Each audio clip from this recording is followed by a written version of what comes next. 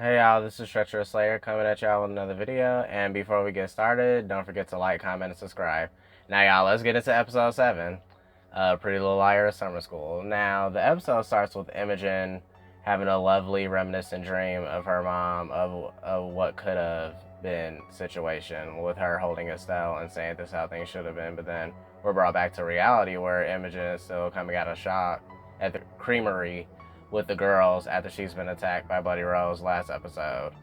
And she insists that Bloody Rose was her mom under the mask.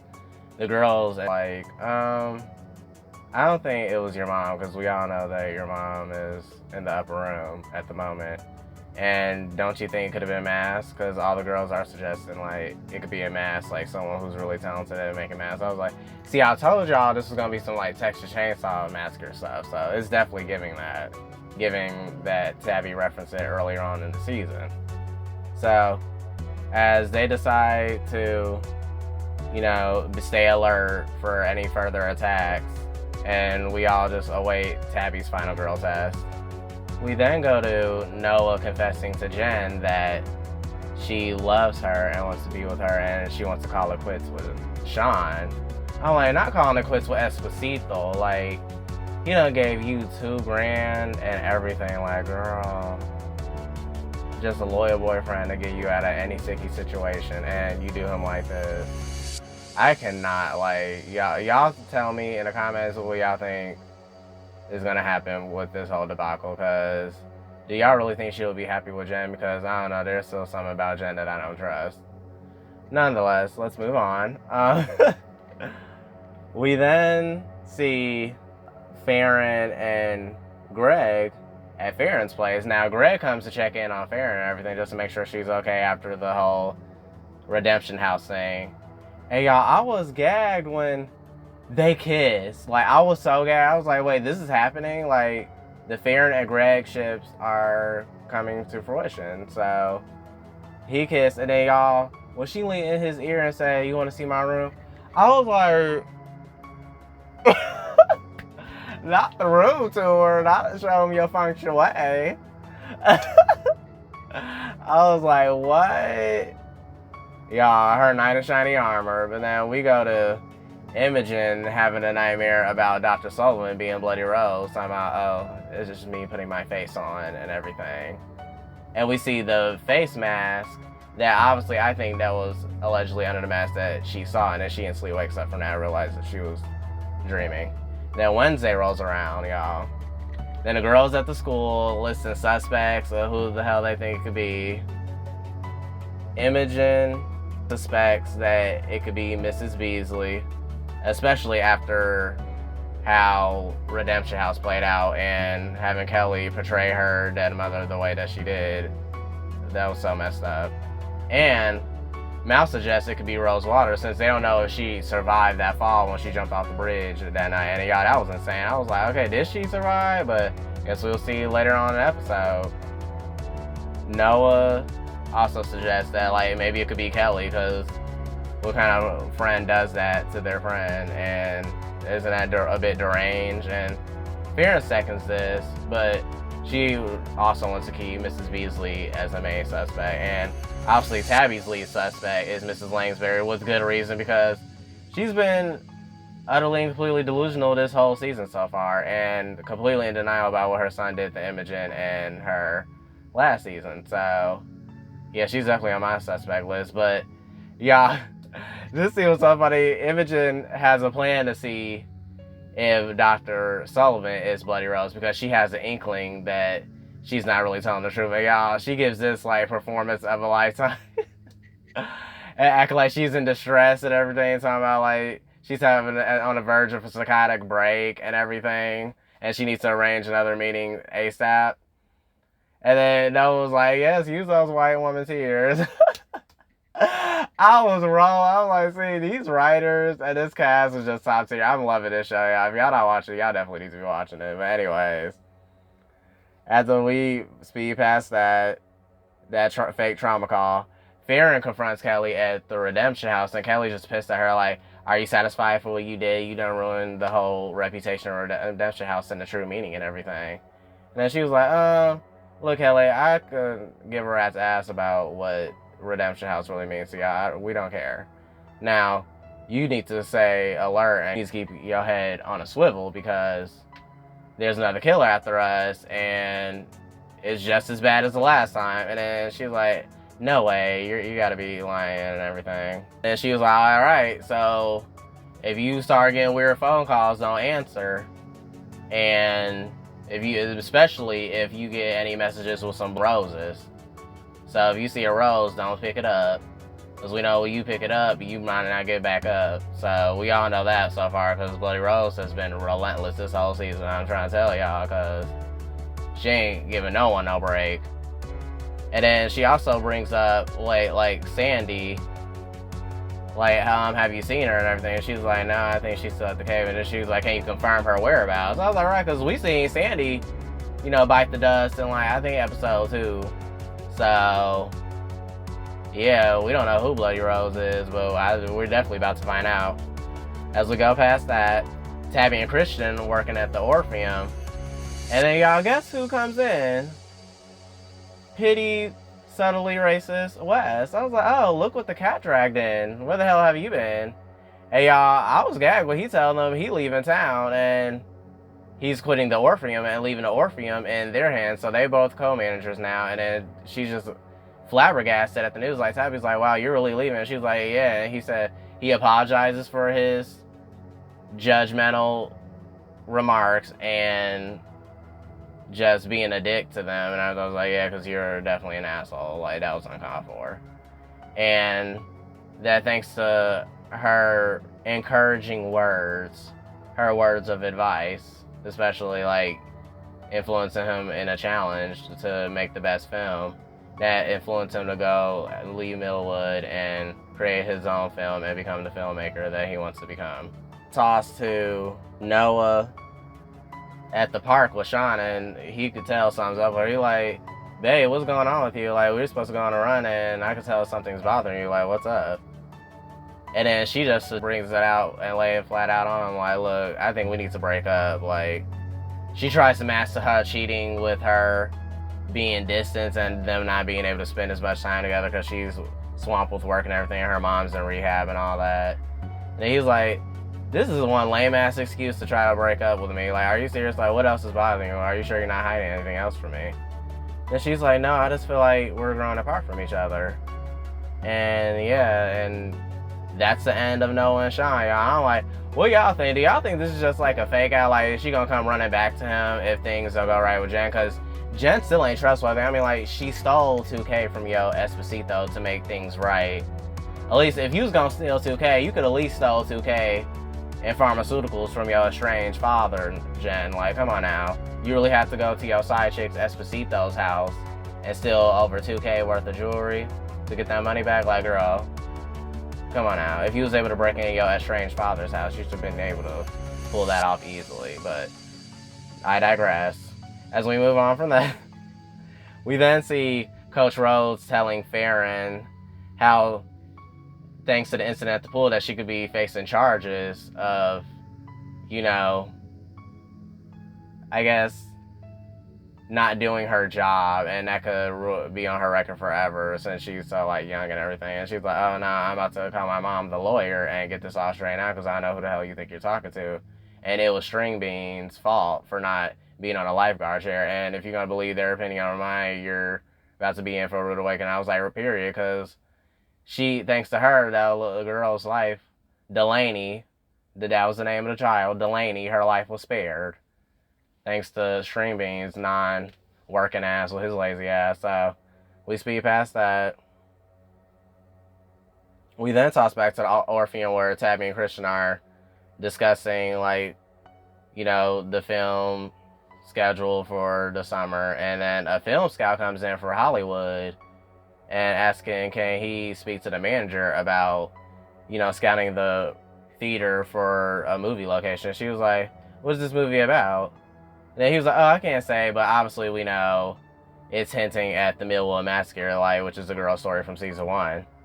And then he was like, can I talk to the manager? And they both shouted. He was like, well, we both the manager, so you can talk to us. I was like, right, because don't try to just dismiss them like they nobodies and everything. Like, do you know who the hell you're talking to? Tabby, the director, like, going somewhere. As we speed past that, we see Imogen confronting Dr. Sullivan about the attack on the girls at the Redemption House and all they've been going through and everything. And then she basically tries to force her to confess like what she's hiding about the girl's past and how that ties in with her past. So she then tells her about have you heard of the boogeyman and everything? We all, know about the boogeyman. Oh, okay, girl, get to the point. And she tells her about the first time she met Rchie Waters at the old Waters house. And she tells her how horrific it was and terrifying to the point she like ran out of the house and the image of his face is just burned in her memory.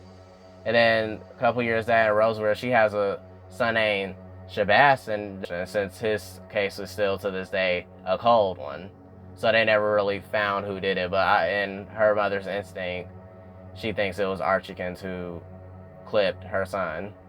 So, speed past that, we then see Kelly asking her mom about Sally's whereabouts and how she talks to Pastor Malachi and everything. And she was like, no, Sally's still at the cove with her parents. And ever since Redemption House, she's taken a sabbatical while and everything. Because we know she called Sandy's mom prior to Tabby and Christian's work shift. And she learned that Sandy's mom is under the impression that Sandy ass is still in Millwood working hard on a Redemption House, and she's been getting updating texts from her every night. I'm like, see, these killers are just diabolical, because what is happening? This is definitely a cult's work. Like, y'all let me know down in the comments what y'all think. This is definitely giving cult. Like, what else is there to it? Now, after that, she gets that somewhat conclusive answer from her mother. Her mother also suggests that they go visit Karen's grave together. And it's kind of ironic since Mrs. Beasley is planting roses in her own garden in the backyard, but I digress. She's still one of my suspects. Y'all let me know what y'all think, y'all.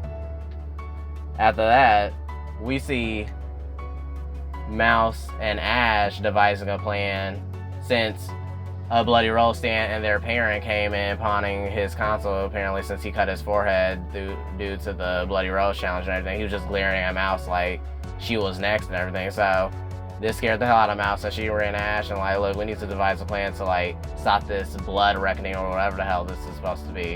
And I think this is definitely a build up to Tabby's final girl test. Y'all let me know what y'all think about that. But then she poses as Angela Waters to like as in spirit form to hope to de-escalate and stall the blood reckoning. And y'all, that was just so bold of a move for her to do. I was like, nah, Mouse, why the hell would you do that? You was damn near burnt to a crisp at Rosie Ricotta's. Like, you should have learned. But as I don't know, y'all. Like, I'm like, are you asking to like be bought by Bloody Rose? Like, are you asking for it? Because she's definitely gonna be knocking at your door after that.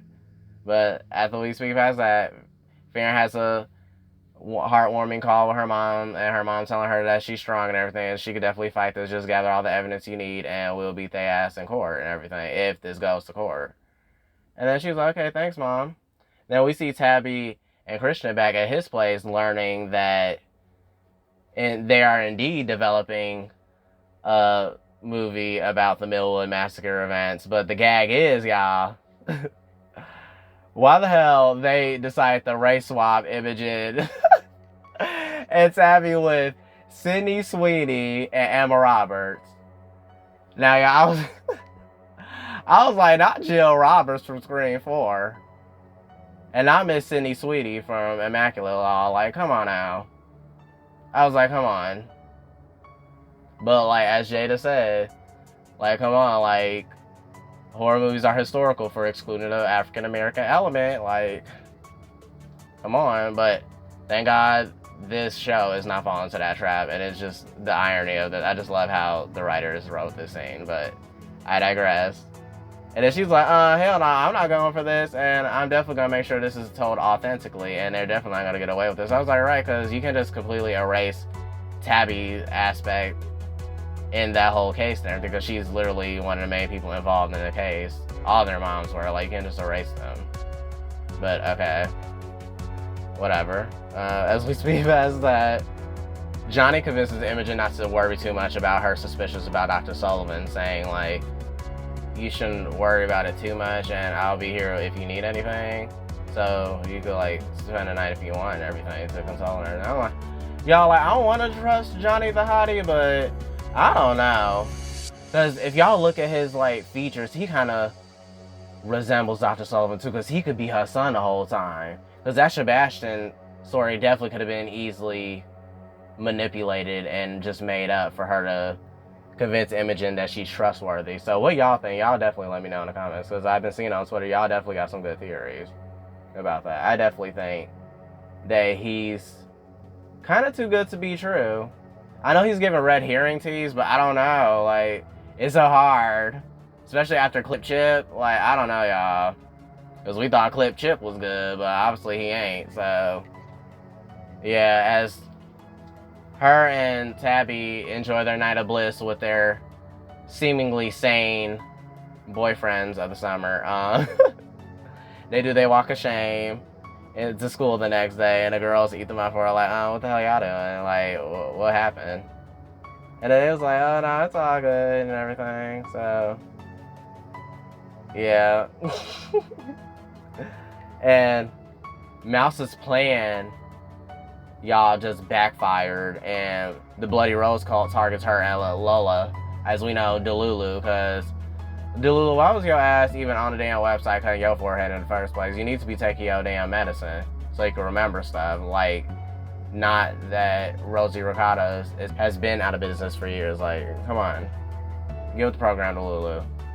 Imogen tells the girls about their lying-ass therapist about, like, saying that, oh, she got a son, allegedly, that got murdered by Archiekins. So they all were like, I don't know if we could trust that, because she could have easily, like, manipulated that information. But we speed past that, and Kelly asked her mom at Karen's grave, like, who does she blame? Like, I know Archie Waters murdered him, but thanks to that horrible prank that the girls put on Karen, those girls would definitely deal with what they done to my dear Karen. I'm like, Mrs. Beasley, shut your ass up, because you was over here spread eagling for Pastor Malachi. So obviously, he's over in the grave, like, I captain, so, because, you know, instead of praying, Bloody Rose showed him what that blade do, you know, so he made it advance, and then she dropped him like a fan, so, yeah.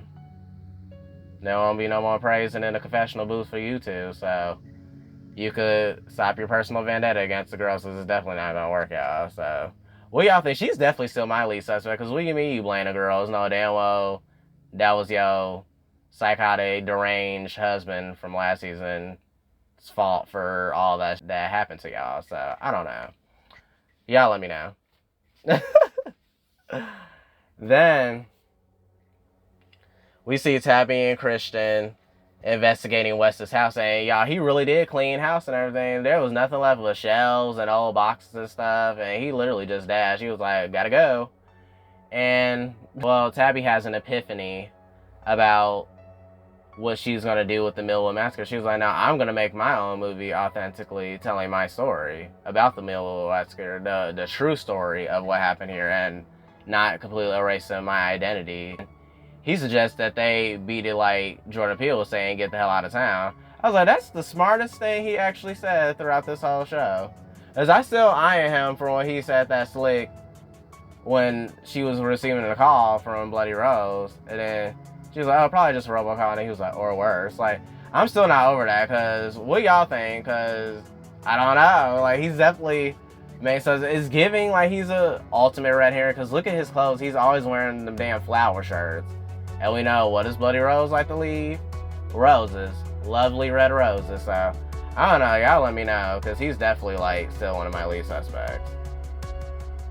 And then she says, no, she has a plan for filming on August the 1st, and she knows she's going to be alive by then. She basically saying she ain't going to let Bloody Rose, like, run her out of town. She's going to stay here with her girls, and they all going to be her ass together. I was like, right, it's on site with Bloody Rose. Like, we all know this. Especially how they did Archiekins last season. Oh yeah, they gonna mess Bloody Rose up. And then, like, she said, just like Jason, Bloody Rose can go to hell. I was like, period. Like, because obviously you setting up all these little cat and mouse games for them, and you all bark but no bite. Like, come on now. All bark but no bite, Bloody Rose. All bark. But we then see Mouse learning about Spooky Spaghetti potentially could be shut down by shutting down the servers of the said website and everything by her computer science teacher. And thank God for him, because she was like, you're literally saving my life. I'm like, you showing the hell is, because she definitely could be a goner. We see Imogen with Dr. Sullivan at the graveyard visiting Dr. Sullivan's allegedly dead son Sebastian. So as Imogen gives her a moment of silence and some alone time with her son, she decides to go visit her mother's grave.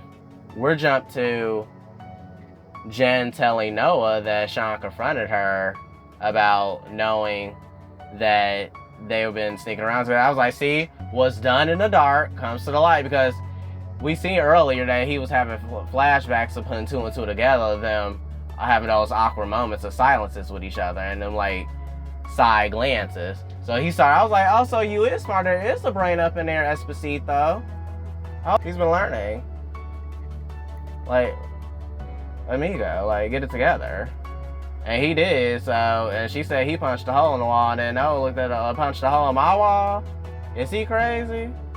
I was like, girl, I mean, he could have punched something else, but good thing he didn't, you know, because, yeah, that would have been bad for you. And then she hurried up and grabs a bat from her closet, and she was like, Jen's like, oh my gosh, where are you going? And then like, she said, you stay your ass right here, side piece. And, well, I can't really say side piece. I guess that's a Esposita. Nah. Ahora. Esposita. I'm sorry. I can't. But like, yeah, she said, you stay your ass right there. And then we jump to we jump to Kelly locking her own mom in the carry closet that she tossed in. She's like, Kelly Beasley, you let me out right now. And then Kelly quickly called Faren like, look, I think I'm onto something with my mom. And like, you need to meet me with the pool right away. And then she leaves that voicemail, and then we see Faren just chilling. No, we see Faren in the parlor chilling with Greg, and he asking her like, okay, when can they have another sneaky link and whatever. Then she completely ignores the phone call. She was like, girl, we can't be too much on that, you know, like, chill, come on now. We see Mouse coming back home, and then y'all, she's gagged, and we see her face like, girl, what do you see? And why the hell we see Rose Waters, y'all, Rose Waters having tea with Lola, and Delulu just looking like, oh, we've been waiting for you, Opa. I'm like, girl, you really need to take your medicine, because you finna get your grandbaby bopped. Like, what is wrong with you? You really invited the crazy lady up in here, y'all just having tea. Like, what they do that at? Like, what's gonna go down in that scene, because that should be interesting to see in the season finale. Then, y'all, we see Imogen back at the graveyard, like, when she's done, like, paying respects to her mother. She sees some roses at Karen Beasley's grave, and then like she looks around and goes back to Sebastian's grave, and she doesn't see Dr. Sullivan, and she calling for her. She's like, Dr. Sullivan, where your Looney Tune ass go? Then y'all, why she go back to Dr. Sullivan's car and sees that there's rose petals just drenched over her seats and everything, and then just some music playing, and then Imogen just looking around like, okay, did she stage this or did she get kidnapped? Like, I don't know what to think. And then, y'all, we flash to Faren getting back home after a sneaky link with Greg. And she listens to Kelly's voicemail like, look, I think you're right about my mom. I want you to meet me at the pool ASAP. And she quickly grabs her keys and goes to the pool. But we then see Noah fucking up Sean's car at the moment. And he's like, what the hell are you doing to my car? Like, she's like, you punched a hole in my wall. He was like, well, you cheated on me and been lying about this whole time. And she just looking all sorry. I'm like, yeah, you have been sneaking around, yo, Esposito, with yo new Esposita. So how you gonna explain that? But then she threatens him like, okay, you come near me and my girls again, I'm gonna like hurt you, like real life. And we know they've been taking out self-defense classes. So I'm like, so he takes those words of advice and just leaves her in her rage. Cause I'm like, but no, you dead ass wrong for doing him like that. You really are. Like, he was genuine to you, and you wrong. You know you wrong. Now you know you're wrong. We see Faren reaching the pool, y'all. We seen Kelly getting attacked by Bloody Rose when Faren was on her way, yeah. And then as Faren reaches the pool, we see Kelly just floating in the water, like unconscious. And then we see Faren looking at the gate all shocked because we hear some slicing noises, and it's Bloody Rose scary ass lurking behind the gate, slicing the X on the damn gate. And then she's basically forcing Faren into a dilemma, which she has to decide, like, either fight for her life or fight to save Kelly's life. And then, y'all, the episode ends. I'm like, Bloody Rose, you are so damn petty. Like, what are you doing? Like, torment is really your specialty, isn't it? But I'm like, you knew to stay your scary ass behind that gate, though, because you knew it was on site. Because Faren is in the best shape of her life at the moment, and it is on site. So, I don't know. You know Faren finna throw them hands. That's why you swipe that knife. Like, come this way, because I ain't coming over there. She said, I ain't coming over there, because you gonna beat my ass. I was like, right, because you've been trying it this whole season. After that, making her hold that plank for 2 hours. You don't think it's on site for your ass, Bloody Rose? Like, I was rooting for you, but you ain't bopping the ones I showed you to bop. Now, y'all tell me what y'all think is gonna happen in this season finale, y'all, because we know Tabby's about to go through it. And I have a theory that the mask that Tabby was holding, what we seen in the trailer, when she took that tumble down them stairs, was the mask that Imogen saw that night at Redemption House. Now, y'all let me know who y'all think is, like, Bloody Rose and who's all these cult members. Because we know the cult members definitely gonna go up for Bloody Rose, but who's gonna go up for Tabby besides the girls and everything? Like, is Christian too good to be true? And is Johnny too good to be true?